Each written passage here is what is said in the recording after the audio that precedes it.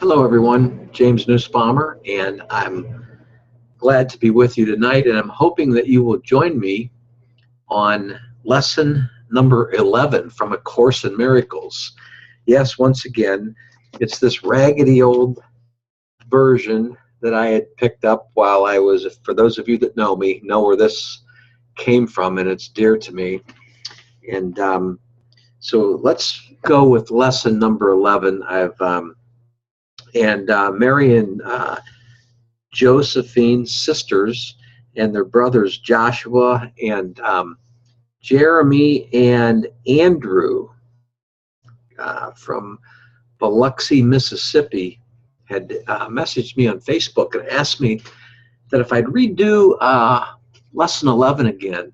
And I'd done this a while ago, and I'm just getting great response for the people that know about me and my involvement in A Course in Miracles and how I got started and with my circumstances that led to this. And if you'd like to know more, that's not what this video is about, but if you'd like to know more, you can find that out at my website, jamesnussbaumer.com. I'll have that in the description box of this YouTube video. But both of my books so far, 2 are out and a third is on the way out, of an ever-developing series I'm so proud of that is based on the principles of A Course in Miracles. But lesson number 11 in the workbook for students is my meaningless thoughts are showing me a meaningless world. You know, this is the first idea that we have had that is related to a major phase of the correction process, the reversal of the thinking of the world. It seems as if the world determines that you perceive and what you perceive.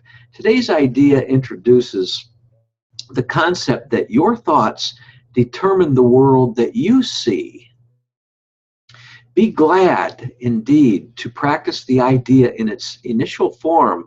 For this idea is your release to be made sure. The key to forgiveness lies in it. The practice periods for today's idea are to be undertaken somewhat differently from the previous ones.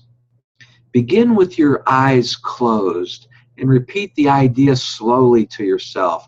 Then open your eyes and look about, near and far, up and down, anywhere.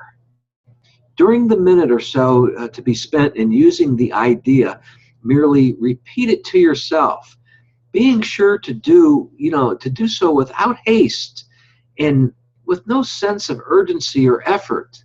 And the idea, again, as I'll repeat that, is my meaningless thoughts are showing me a meaningless world.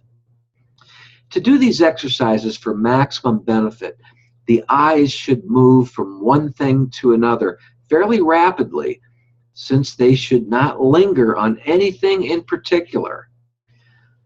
The words, however, should be used in an unhurried, even leisurely fashion.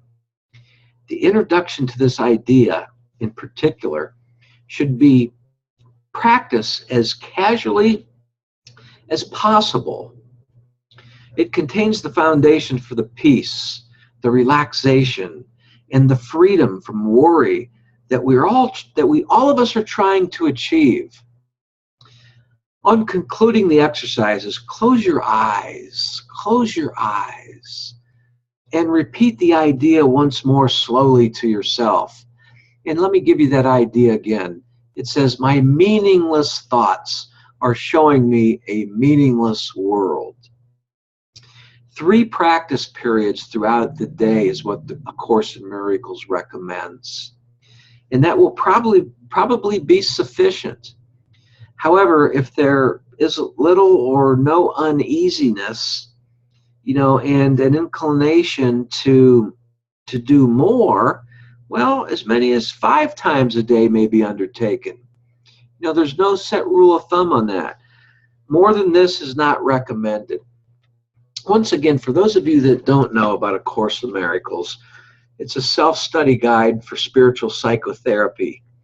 And for those of you that don't know, once again, how I actually got involved in A Course in Miracles. It's been quite a few years now.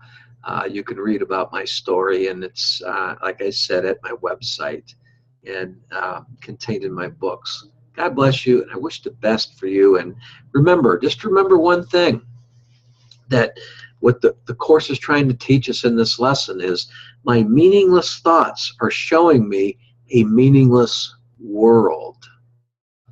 There's a lot of profoundness in that. Thank you, and God bless.